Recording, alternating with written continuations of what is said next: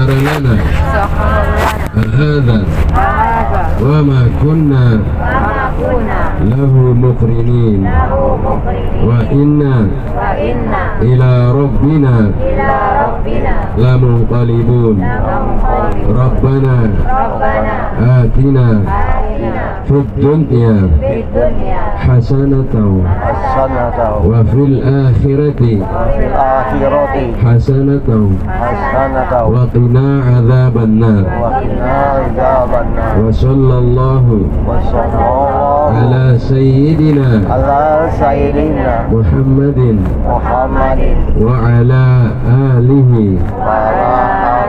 وصحبه wasallam. Bapak Ibu yang dimuliakan Allah,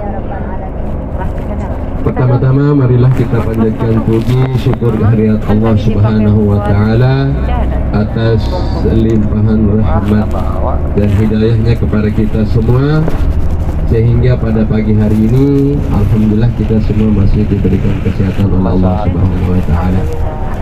Meskipun masih ada yang meriang-meriang ya, masih semangat ya insyaallah.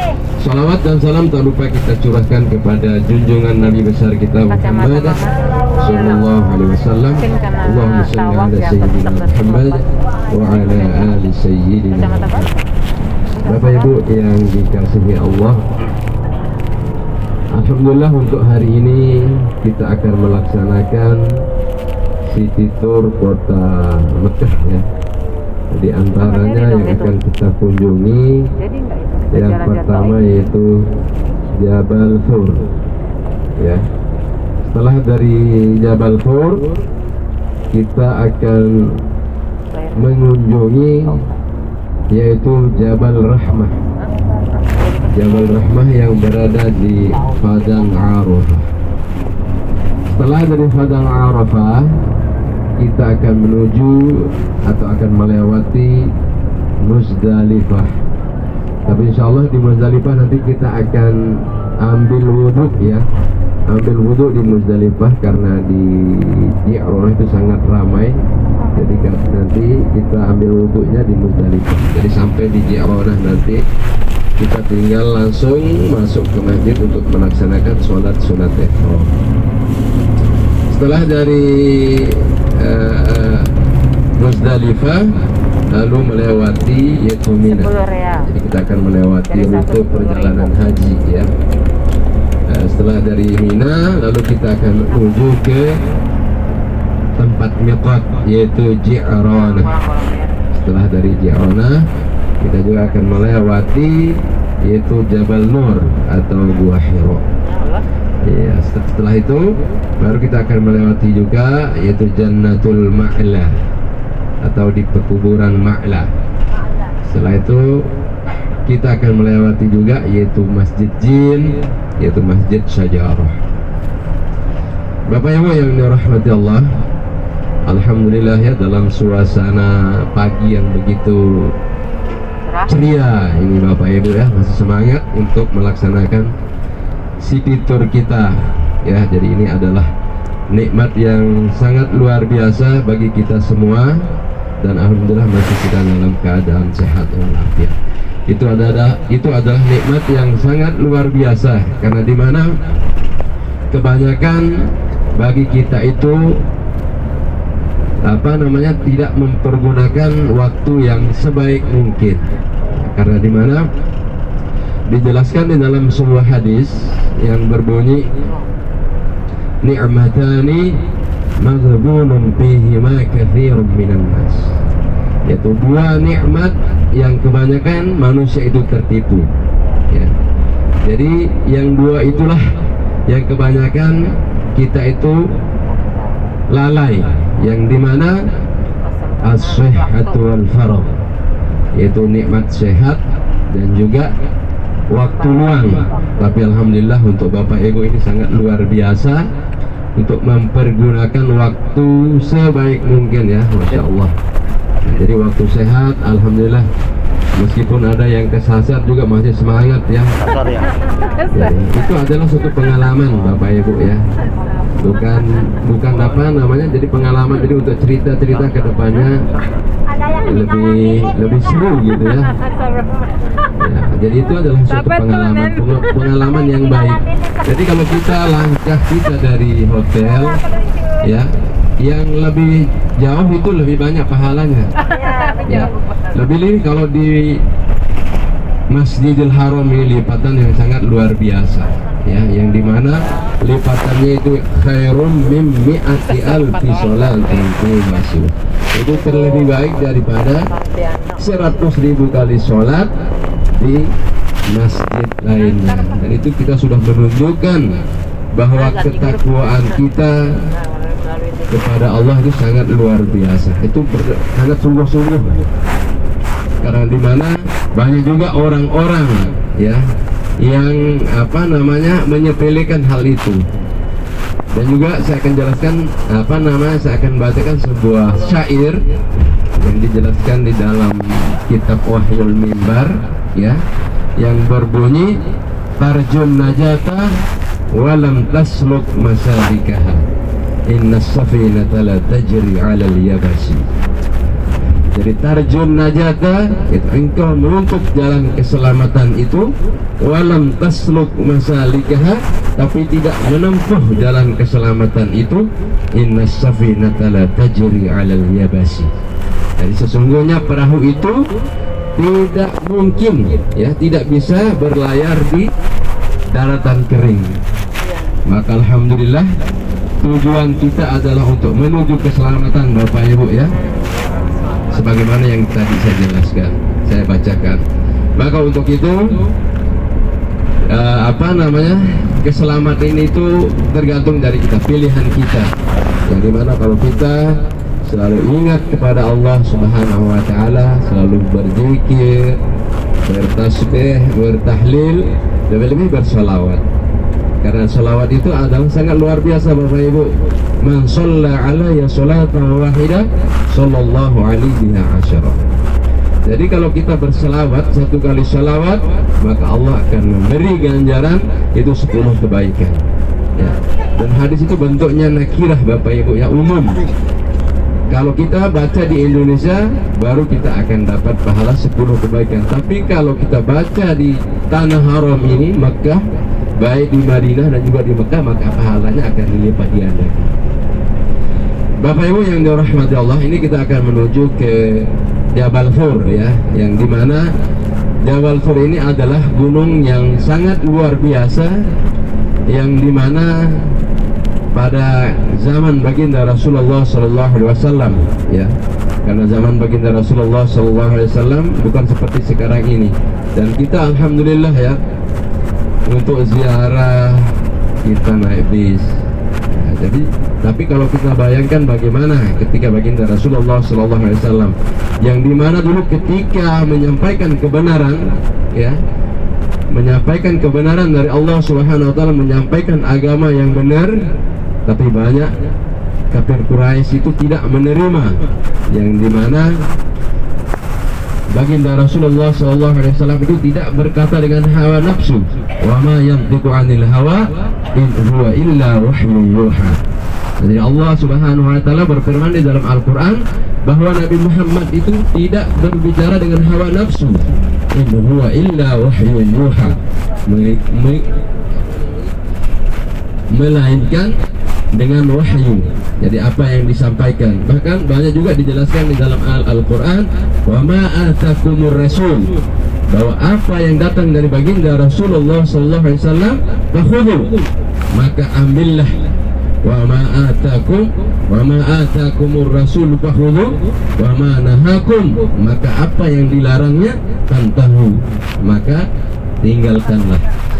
Bapak Ibu yang dirahmati Allah, jadi baginda Rasulullah SAW ketika pada ketika itu menyampaikan kebenaran kepada kafir Quraisy, pada ketika itu banyak yang menolak, banyak yang tidak menerima. Bahkan baginda Rasulullah SAW itu ditentang mentah-mentah ya. yang dimana pada ketika itu para sahabat banyak yang disiksa. Tapi apa yang terjadi meskipun kayak gitu, para sahabat banyak yang sangat luar biasa imannya. Bahkan banyak yang dijelaskan di dalam sebuah sejarah, di dalam hadis juga, bahwa Maisarah, nama daripada sahabat baginda Rasulullah SAW, untuk menahan untuk mempertahan akidahnya. Bahkan beliau itu sampai dilempar ke jambangan air yang mendidih, Bapak Ibu, dilemparkan untuk dipaksakan untuk melepaskan akidahnya. Tapi apa yang terjadi, bahkan dia Maisarah itu rela meskipun apapun yang terjadi. Bapak Ibu, di sebelah kiri ini adalah Jabal Thur ya, dan insya Allah nanti kita kalau ada tempat parkir kita akan berhenti. Tapi kalau kita tidak ada parkir, karena sekarang Bapak Ibu nggak kayak tahun-tahun kemarin, sebentar-bentar ini main tilang ya. Jadi Pak sopir juga takut ya, takut kena tilang nanti, kasihan juga. Nah, tapi insya Allah mudah-mudahan kita akan cari tempat supaya kita bisa berfoto-foto ya, mengambil gambar. Jadi setelah itu baginda Rasulullah SAW menerima perintah ya, yang dimana melalui malaikat Jibril diperintahkan untuk meninggalkan kota Mekah ini. Dan hijrah itu Bapak Ibu yang dilakukan ke Madinah ini adalah ketiga kali. Yang dimana yang pertama itu ke Habasyah atau Ethiopia, yang dimana di situ banyak penyiksaan daripada kafir Quraisy, yang dimana karena pada ketika itu baginda Rasulullah SAW ditinggal oleh kakeknya, yaitu meninggal dunia kakeknya dan juga istrinya, istri tercintanya itu Siti Khadijah, yang dimana juga pamannya yaitu Abu Thalib. Jadi dimana kafir Quraisy pada ketika itu semakin berani menentang ajaran daripada baginda Rasulullah Sallallahu Alaihi Wasallam, sehingga Allah Subhanahu Wa Taala memerintahkan malaikat Jibril untuk meninggalkan kota Makkah ya. Dan juga hijrahnya yang kedua yaitu ke kota Taif, tapi di situ juga mendapat cacian dan makian, bahkan dilempari dengan batu ya. Jadi yang ketiga ini lalu Allah Subhanahu Wa Taala untuk memerintahkan malaikat Jibril untuk menyampaikan kepada baginda Rasulullah Sallallahu Alaihi Wasallam, yang dimana pada ketika itu baginda Rasulullah Sallallahu Alaihi Wasallam sangatlah sedih pada ketika itu. Jadi hatinya sangat murung. Tapi itulah yang terjadi. Bahkan di dalam sejarah dinamakan Amul Huzni, tahun duka cita, yang dimana di samping itu istrinya, kakeknya dan juga pamannya meninggal dunia, sehingga sangat sedih. Bahkan ajaran-ajarannya juga banyak yang ditentang oleh para kafir Quraisy pada ketika itu. Sehingga baginda Rasulullah SAW mendatangi rumah Sayyidina Abu Bakar ya, mendatangi rumah Sayyidina Abu Bakar untuk menyampaikan atau untuk mengajak beliau untuk meninggalkan kota Mekah menuju ke Madinatul Munawwarah. Jadi sesampai di rumah Abu Bakar, lalu wahai Abu Bakar, maukah kau menemani aku, kata baginda Rasulullah SAW. Abu Bakar Siddiq menjawab, wahai kekasih Allah, dengan tenang saya akan mendampingimu. Setelah itu lalu baginda Rasulullah SAW berhenti ya, atau mengajak atau kembali ke rumahnya, yang dimana di samping rumah baginda Rasulullah SAW, Bapak Ibu, berada di sebelah Jabal Abi Qubais ya. Dan juga rumah daripada Sayyidina Abu Bakar berada di yang sekarang ini pondok atau Villa Hilton atau Tower Makkah. Jadi disitulah tempat rumah Sayyidina Abu Bakar yang didatangi oleh baginda Rasulullah SAW. Di sisi lain kafir Quraisy pada ketika itu, yaitu Abu Jahal dan Abu Lahab ya, mengadakan sayembara. Bagaimana ketika itu baginda Rasul Abu Jahal dan Abu Lahab menginginkan untuk membunuh daripada baginda Rasulullah SAW. Jadi dikumpulkan para kafir Quraisy pada ketika itu, dan tempatnya yaitu di Bukit Sofa. Ya, jadi Bukit Sofa dikumpulkan kafir Quraisy, lalu diumumkan barang siapa yang dapat atau yang bisa membunuh Muhammad, maka akan saya berikan hadiah 100 onta. Nah, jadi setelah kafir Quraisy mendengar ucapan dari Abu Jahal dan Abu Lahab, yaitu pimpinan daripada kafir Quraisy, lalu kafir Quraisy juga bersiap-siap untuk membunuh Muhammad. Yang di sisi lain, di rumah baginda Rasulullah SAW pada suatu malam, yaitu ketika akan meninggalkan rumahnya untuk berjalan atau menuju ke tempat Jabal Sur ini Bapak Ibu, yang di sebelah kanan nantinya di depan itu ya, yang dimana ketika di dalam rumahnya itu Bapak Ibu, ketika baginda Rasulullah SAW hendak keluar, ternyata kafir Quraisy sudah penuh menunggu di situ. Ada yang bawa parang, yang dimana ketika Nabi Muhammad akan keluar dari rumahnya maka akan menebas lehernya.